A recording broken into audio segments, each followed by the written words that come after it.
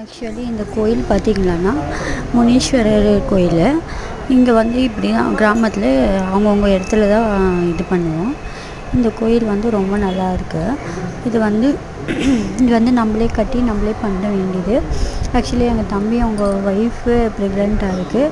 So ப்ரெக்னெண்ட்டாக இருக்கிறதுக்கு முன்னாடி முனீஸ்வரன் காட்டேரி கும்பிடுவோம். அந்த முனீஸ்வரர் தான் இது ரொம்ப நல்லா இருந்துச்சு. அன்றைக்கி போயிருந்தப்போ இதெல்லாம் நாங்களே சமைச்சு வீட்டிலேருந்து எடுத்துகிட்டு போயிட்டோம்.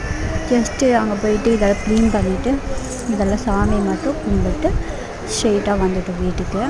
ரொம்ப நல்லா இருந்துச்சு. இது ஒரு நல்ல எக்ஸ்பீரியன்ஸாக இருந்துச்சு. இது என் கல்யாணத்தப்போ கும்பிட்டாங்கன்னு நினைக்கிறேன்.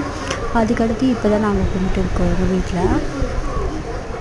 இது முனீஸ்வரர் காட்டேரி இருக்கவங்க மட்டும் தான் கும்பிடுவாங்க. மற்ற எல்லாருமே கும்பிடணுன்னு அவசியம் இல்லை.